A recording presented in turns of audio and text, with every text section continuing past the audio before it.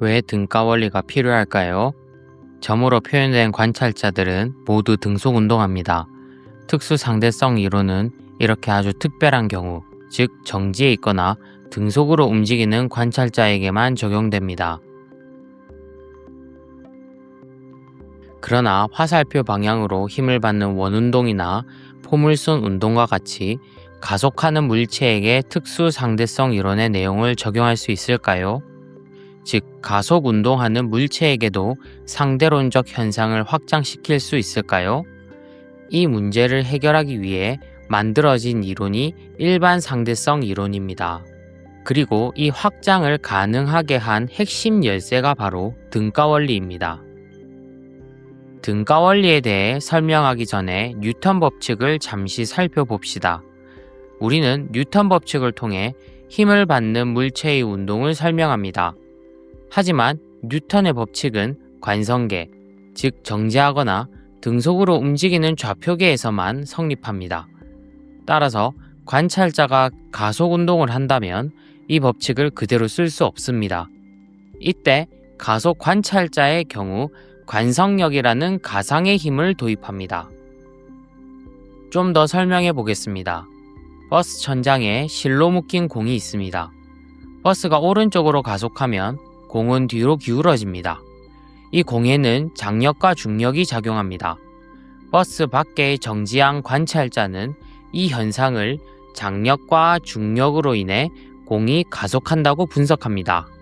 하지만 같이 가속하는 버스 내부의 관찰자는 좀 다릅니다. 자신이 볼 때 공은 뒤로 기울어진 채 정지해 있습니다. 즉, 장력과 중력만으로는 설명하기가 불가능합니다. 이러한 문제를 해결하기 위해 내부 관찰자는 관성력을 도입해야 공이 정지해 있는 이유를 설명할 수 있습니다. 중요한 점은 관성력은 실제 존재하는 힘이 아니라는 겁니다. 누가 밀거나 당겨서 생기는 힘이 아니라 단지 내가 가속하고 있기 때문에 나타나는 겉보기 힘일 뿐이죠. 결국 가속하는 관찰자는 관성력을 도입해야만 자신의 좌표계에서 뉴턴 역학을 모순 없이 전개할 수 있습니다. 뉴턴 법칙에서 물체의 일정한 크기의 힘이 가해진다면 질량과 가속도는 서로 반비례합니다. 질량이 작아지면 가속도가 증가합니다. 적은 힘으로도 물체의 운동 상태가 쉽게 바뀌는 것이죠. 반대로 질량이 커지면 가속도는 감소합니다. 이때 질량을 관성질량이라고 합니다. 관성질량은 관성의 크기를 나타내는 양으로 정의합니다. 한편 만류인력 법칙에 따르면 질량을 가진 모든 물체는 서로를 끌어당깁니다.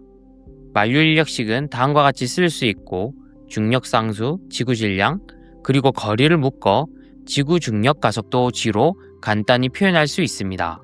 이 식은 질량 m이 지구에 작용하는 중력의 크기로도 생각할 수 있고 이때 질량 m은 중력의 원천의 역할을 한다는 의미에서 중력질량이라고 합니다.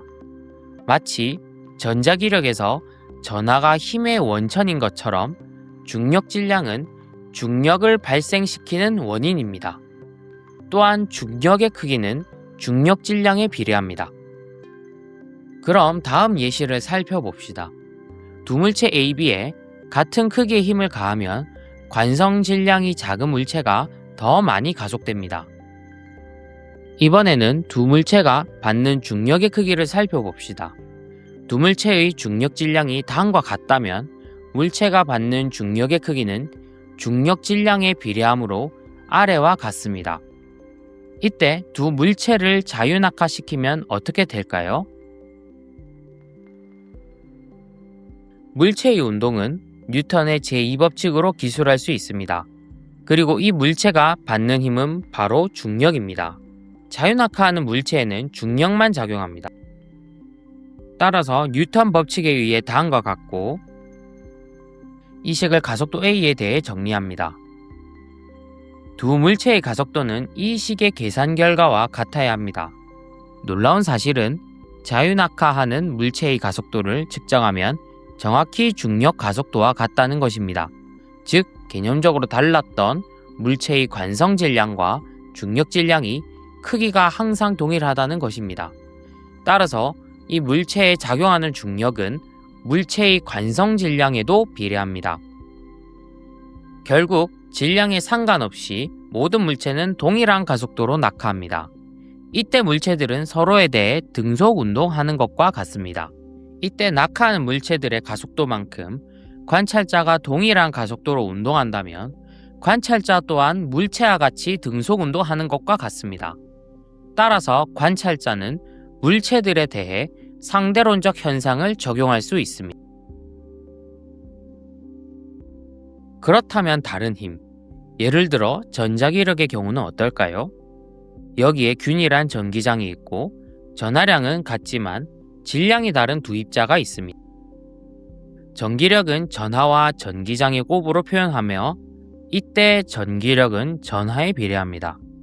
가속도에 대해 정리하면 가속도는 전하량과 질량의 비율, 즉 비전하에 비례합니다. 따라서 질량이 같아도 전하량이 다르면 두 물체는 서로 다른 가속도로 낙하합니다. 이것은 매우 중요한 사실을 알려줍니다. 전자기력의 경우 물체마다 가속도가 다를 수 있습니다. 따라서 모든 물체를 정지 또는 등속으로 관찰할 수 있는 관성계를 만들 수 없습니다. 오직 중력만이 모든 물체를 동일하게 가속시키기 때문에 가속 좌표계를 통해 그 효과를 상쇄시킬 수 있습니다.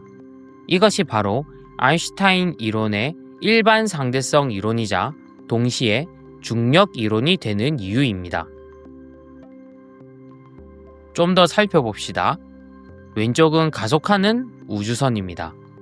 이 우주선은 중력 가속도의 크기와 동일한 크기로 위로 가속합니다. 오른쪽은 지구 표면의 정지에 있는 우주선입니다. 왼쪽 우주선 내부의 관찰자는 아래쪽으로 관성력이 작용하며 관성력의 크기는 관성 질량에 비례합니다. 한편 오른쪽 우주선 내부의 관찰자는 아래로 중력이 작용하며 중력의 크기 또한 중력 질량에 비례합니다. 그러나 관성 질량과 중력 질량이 같으므로 우주선 내부의 관찰자는 우주선이 가속을 하는지 중력을 받는지 구분할 수 없습니다. 즉 이렇게 서로의 상황을 바꿔도 관찰자들은 알아차릴 수 없습니다.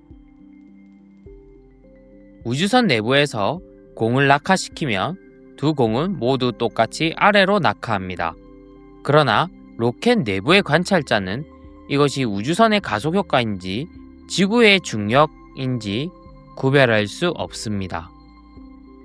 방금 본 것처럼 가속에 의한 관성력과 중력은 구별할 수 없습니다.